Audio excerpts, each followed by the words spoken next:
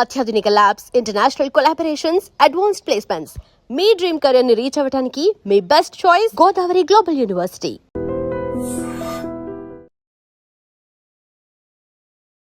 అసలు ఎందుకు గీజర్స్ అనేవి బ్లాస్ట్ అవుతాయి? సో ఎలాంటి గీజర్స్ మనం యూజ్ చేయాలి? గీజర్ని వాడేటప్పుడు మనం ఎలాంటి సేఫ్టీ మెజర్స్ అనేవి తీసుకోవాల్సి ఉంటుంది? వివరాలు తెలుసుకుందాం. ఈరోజు మనతో పాటు ఉన్నారు టెక్నికల్ ఎక్స్పర్ట్ సూర్య గారు. సార్ నమస్తే అండి. సార్, ఈ మధ్యకాలంలో చూస్తే గీజర్లే మన ప్రాణాలను తీస్తూ ఉన్నాయి.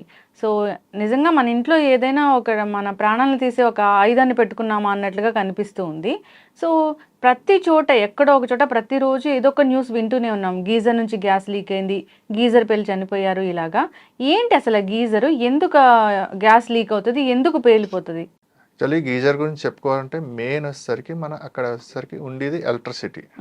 ఎలక్ట్రిసిటీ ఏంటంటే మనము ఇంట్లో వాడుతున్న వస్తువుల్లో మొత్తం అన్ని ఎలక్ట్రిసిటీతో వాడడం వల్ల ప్రస్తుతం ఉన్న రోజుల్లో ఇంకా వేరే ఆల్టర్నేట్ లేదు. ఎలక్ట్రిసిటీ వాడడం వల్ల తప్పకుండా మన దీన్ని కూడా హీటింగ్ ఎలిమెంట్ని కూడా మనం దీని ద్వారా వాడాల్సి వస్తుంది. అండ్ దానివల్ల ఏమిటంటే ప్రస్తుతం ఉన్న రోజులలో మనం వచ్చేసరికి మామూలుగా స్విచ్చెస్ ఉంటాయి, ఇవన్నీ సేఫ్టీగా వాడుతూ ఉంటాం. ఇవన్నీ కూడా ఇన్సులేటర్స్, అంటే దీని ద్వారా కొంచెం షాక్ కొట్టి తీవ్రత తగ్గుద్ది. అంటే షాక్ కొట్టినా కూడా వెంటనే ఎస్కేప్ అయ్యే ఛాన్సెస్ ఉంటాయి. కానీ అంటే గీజర్ ఏంటంటే అది గుడ్ కండక్టర్. మీరు వాటర్ లోనే ఎలిమెంట్ ఉంటుంది. ఆ ఎలిమెంట్ ఉండడం వల్ల దానివల్ల ఏ ఇన్సిడెంట్ జరిగినా మీరు దాని నుంచి ఎస్కేప్ అయ్యే ఛాన్సెస్ అన్నది 100% ఉండదు అన్నమాట. దానివల్ల చనిపోయే అవకాశాలు కూడా చాలా ఎక్కువ ఉంటాయి.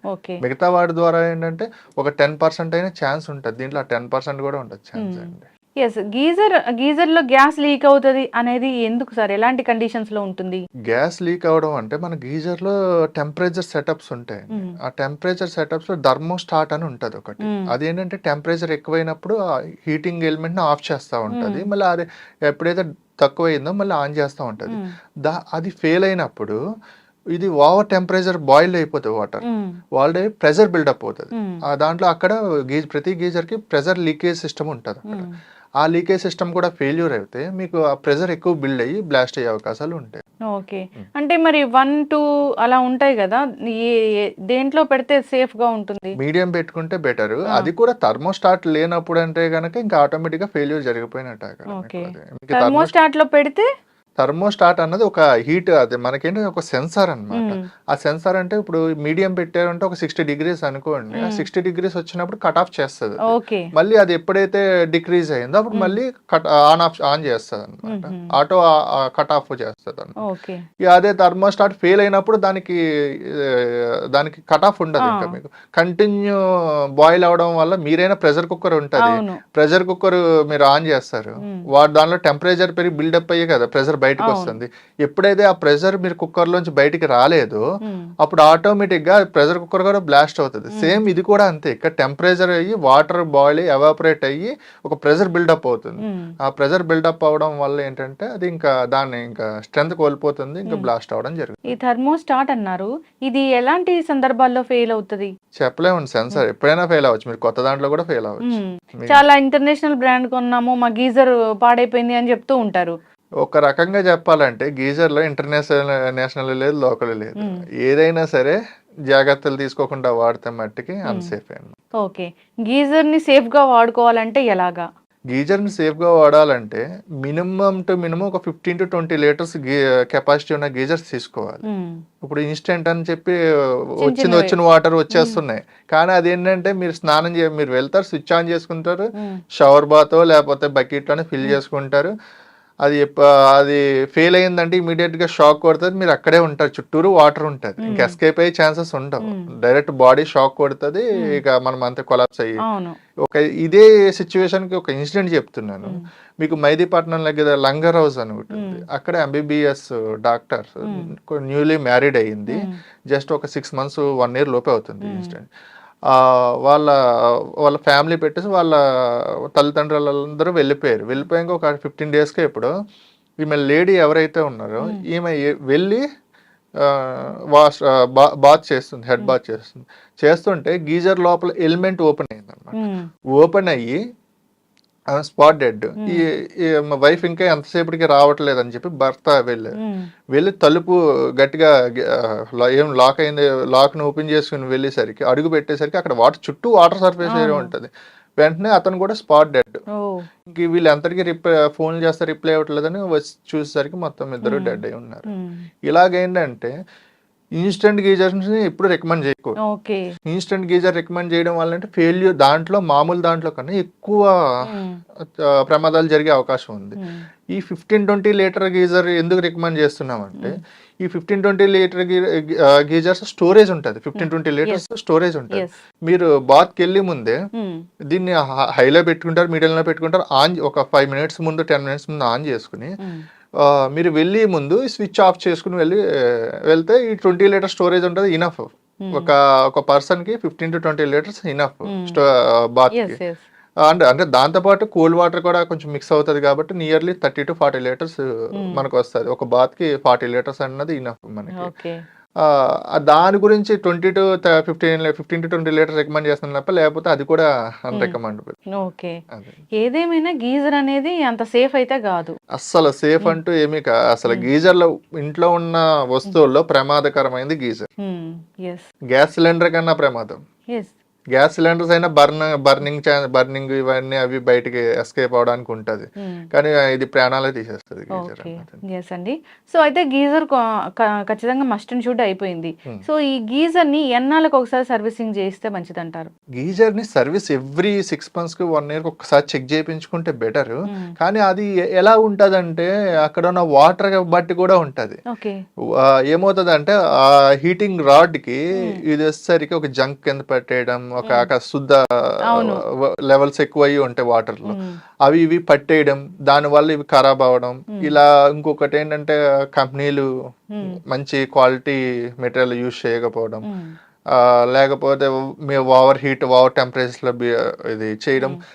ఒక రకంగా చెప్పాలంటే గీజర్ ని సర్వీస్ చేసినా చేయకపోయినా మినిమం సేఫ్టీ తీసుకుని 15-20 లీటర్స్ ఏదైతే చెప్పానో ఆ వేలో వెళ్ళడం బెటర్. ఎంత సర్వీస్ చేసినా ఏం చేసినా. ఇంకొకటి గీజర్ లో సర్వీస్ చేస్తే అప్పుడు దాకా లేని ప్రాబ్లమ్స్ కూడా రావచ్చు సర్వీస్ చేయడం వల్ల. ఏంటంటే అప్పుడు దాకా టెక్నికల్ పర్సన్ ప్రాపర్ ఎక్స్పీరియన్స్ అయి ఉండాలి, లేదంటే ప్రాపర్ గా చేయకపోయిన జస్ట్ అతను మిస్టేక్ వాళ్ళు కూడా అవ్వచ్చు. సో ఈ జంక్ పట్టేస్తుంది అని అన్నారు, డిపెండ్స్ ఆన్ వాటర్. అలాంటి వాటర్స్ ఉన్నప్పుడు అసలు గీజర్ ని మనం సజెస్ట్ చేయకపోవడమే మంచిదేమో. 100%. ఇది వరకు మెథడ్సే బెటర్. గ్యాస్ స్టవ్ మీద లేకపోతే పొయ్యిల మీద కాగబెట్టుకుని చేసేవారు. ఈ గీజర్స్ ఏంటంటే రోజుకి కొంచెం మీకు బయటికి రావట్లేదు కానీ చాలా నెంబర్ ఆఫ్ డెత్స్ ఉంటున్నాయి రోజు ఓన్లీ గీజర్ వల్ల. ఓకే, గీజర్ వల్ల మనకి ఎలాంటి ఇబ్బంది కలగకూడదంటే ఇక ఖచ్చితంగా వాడుతున్నాం కాబట్టి సో ఒక 5 minutes ముందు దాన్ని ఆన్ చేసి తర్వాత స్నానానికి వెళ్ళేటప్పుడు ఆఫ్ చేసుకొని వెళ్ళడం ఒక సేఫ్టీ మెజర్. అది కూడా మినిమం 20 లీటర్స్ అలా కెపాసిటీ ఉన్నది తీసుకోవాలి, ఆ స్టోరేజ్ ఉన్నది నోట్ చేసుకోవాలి అందరూ ఖచ్చితంగా. చాలా మంది ఇన్స్టెంట్ గీజర్స్ చిన్న గీజర్స్ వాడుతూ ఉన్నారు, అసలు సేఫ్ కాదు. మార్కెట్ లో చాలా ఉన్నాయి. ఇప్పుడు మీరు గీజర్స్ ఒకటే అనుకుంటున్నారు, బకెట్ వాటర్ హీటర్స్ ఇవన్నీ చాలా ఉన్నాయి. యాక్చువల్లీ ఈ హీటింగ్ ఎలిమెంట్ అన్నది ఓన్లీ గీజర్స్ ఇక్కడ బకెట్ వాటర్ హీటర్స్ కాదు, కుకింగ్ ఇండస్ట్రీస్ లో కూడా వాడతారు.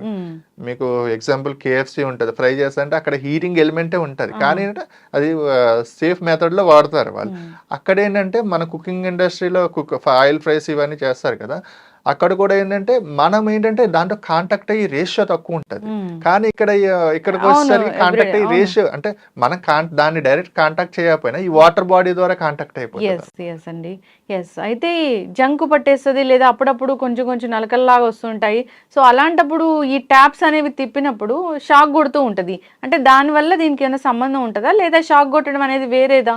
మీకు ఇప్పుడు ప్రాపర్ గా దాని గురించి చెప్పడానికి మీకు గానీ చూసే వాళ్ళకి గానీ మొత్తం అందరికి చెప్పడానికి నేను ఒక డెమో తీసుకొచ్చాను. అంటే గీజర్ అంటే దాంట్లో ఏముంటది ఇవన్నీ తెలియదు. గీజర్ అంటే ఆన్ చేస్తున్నాం, హీట్ వాటర్ వస్తుంది, వాడుకుంటున్నాం అంతవరకే. కానీ ఇప్పుడు నేను ఎలాగుంది లోపల ఏంటి సిచ్యువేషన్ అన్నది ఒకసారి చూపిస్తాను. నేను ఒక దాంట్లో హీటింగ్ ఎలిమెంట్ ని తీసుకొచ్చాను. ఇది వచ్చేసరికి గీజర్ హీటింగ్ ఎలిమెంట్. మీకు గీజర్ హీట్ అవుతుందంటే ఇది ఒక్కటే, మిగతా మీకు అంత భారీ లెవెల్లో కనిపించేదంతా గీజర్, అది డమ్మీ. ఇది ఒక్కటే అండి. ఇది ట్యాంక్ లో ఉంటది అనమాట.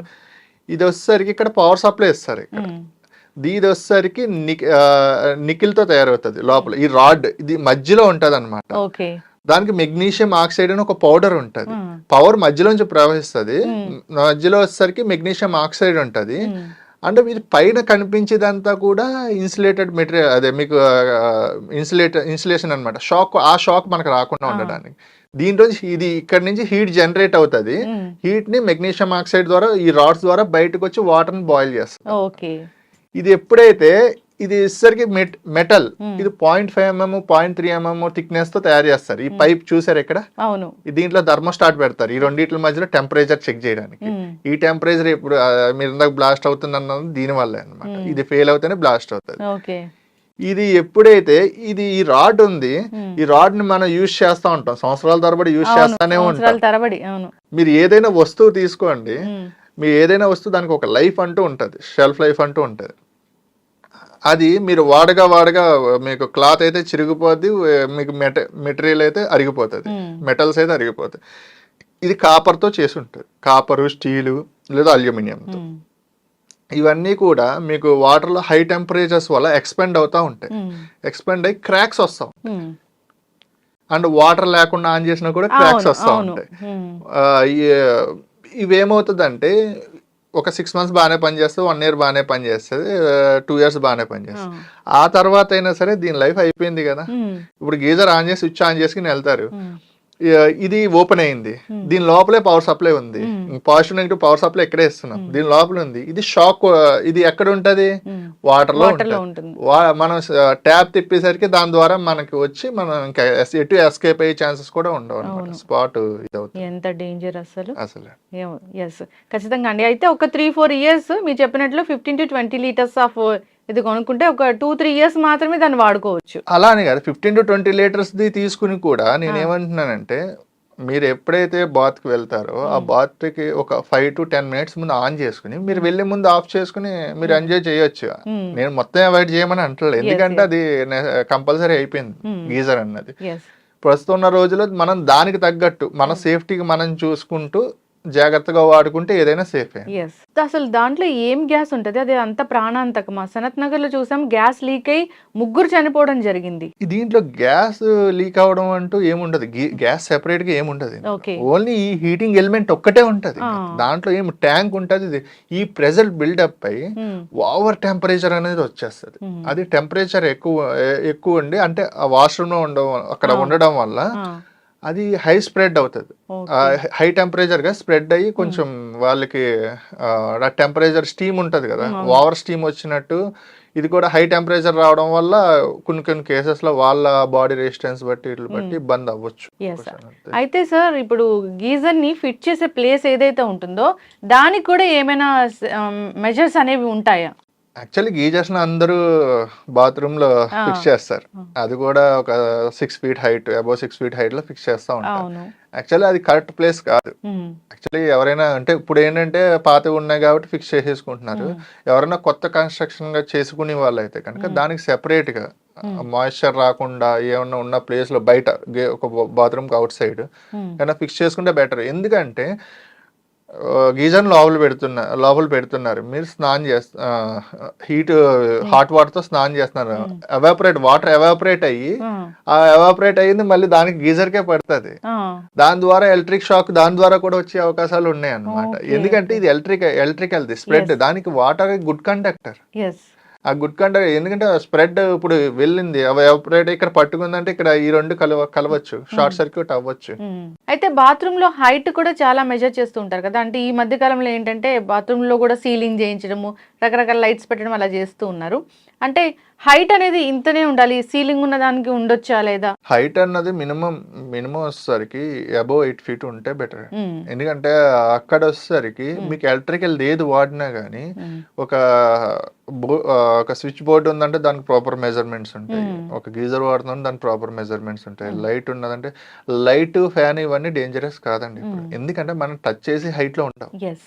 గీజర్ ఎందుకు డేంజరస్ అంటే మనం టచ్ చేసి హైట్ లో లేకపోయినా వాటర్ బాడీ ద్వారా మన దగ్గరకు వచ్చేస్తుంది సప్లై అన్నది, దాని గురించి గీజర్ డేంజర్. ఇది అపార్ట్మెంట్ కల్చర్లో ఇందాక నేను మాట్లాడినప్పుడు మీరు అన్నారు, సో ఎక్కడ అంటే ఆ ఫ్లాట్స్లో ఎక్కడ గీజర్ ప్రాబ్లం వచ్చినా కానీ సో మిగతా ఫ్లాట్స్ అన్నిటికీ కూడా వస్తుంది అని, అది ఎలాగా? అది ఎలాగంటే ఇప్పుడు apartment two partitions, two portions ఉంటాయి. ఇటు ఒక పోర్షన్, ఇటు ఒక పోర్షన్. ఇటు ఒక పైప్ లైన్స్ ఉంటాయి, ఇటు ఒక పైప్ లైన్స్ ఉంటాయి. ఒక 10 floors ఉందనుకోండి, ఇటు ఒక పైప్ లైన్ వెళ్తుంది, ఇటు ఒక పైప్ లైన్ వెళ్తుంది.